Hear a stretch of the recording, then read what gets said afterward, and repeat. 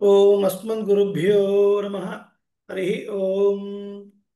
श्रीशैलेशदयापात्रं धीभक्त्यादिगुणार्णवं यतीन्द्रप्रवणं वन्दे रम्यजामातरं मुनिम्।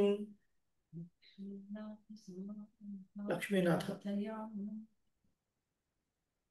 रवि गाరు लक्ष्मीनाथ लक्ष्मीनाथ समारंभां नाथयामुनमध्यमाम् अस्मदाचार्यपर्यन्तां वन्दे गुरुपरम्पराम्। यो नित्यमच्युतपदाम्बुजयुग्मरुक्म व्यामोहतस्तदितराणि तृणाय मेने अस्मद्गुरोर्भगवतोऽस्य दयैकसिन्धोः रामानुजस्य चरणौ शरणं प्रपद्ये। माता पिता युवतयस्तनया विभूतिः सर्वं यदेव नियमेन मदन्वयानाम् आद्यस्य नः कुलपतेर्वकुलाभिरामं श्रीमत्तदङ्घ्रियुगलं प्रणमामि मूर्ध्ना। भूतं सरश्च महदाह्वय भट्टनाथ श्रीभक्तिसारकुलशेखर योगिवाहान् भक्ताङ्घ्रिरेणुपरकालयतीन्द्रमिश्रान् श्रीमत्पराङ्कुशमुनिं प्रणतोऽस्मि नित्यम्। यस्तुति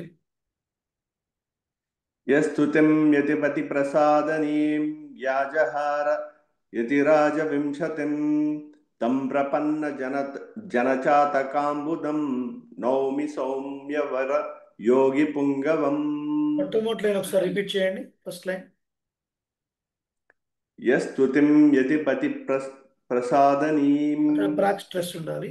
యస్తుతిం యతిపతి ప్రసాదనీం యస్తుతిం యతిపతి ప్రసాదనీం అలా ప్రాకృతిక స్ట్రెస్ తీసుకోండి. మిగతా అంత బాగుంది. రెండో శ్లోకం దాసుడు సేవిస్తాడు, మూడోది మీరు చదవాలి.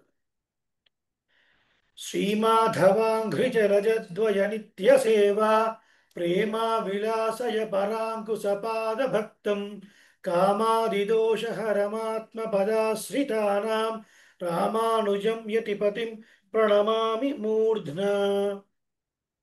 श्रीरङ्गराजचरणाम्बुज राजहंसं श्रीमत्पराङ्कुशपदाम्बुजभृङ्गराजं श्रीभट्टनाथपरकालमुखाब्जमित्रं श्रीवत्सत्यह्न शरणं यतिराजमीडे।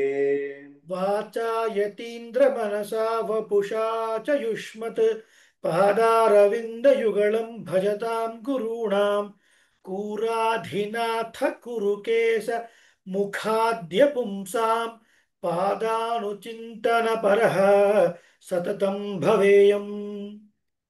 नित्यं यतीन्द्र तव दिव्यवपुस्मृतौ मे सक्तं मनो भवतु वाग्करणे तु करद्वयस्य वृत्यन्तरेस्तु विमुखं करणत्रयं च। अष्टाक्षराख्यमनुराजपदत्रयार्थ निष्ठा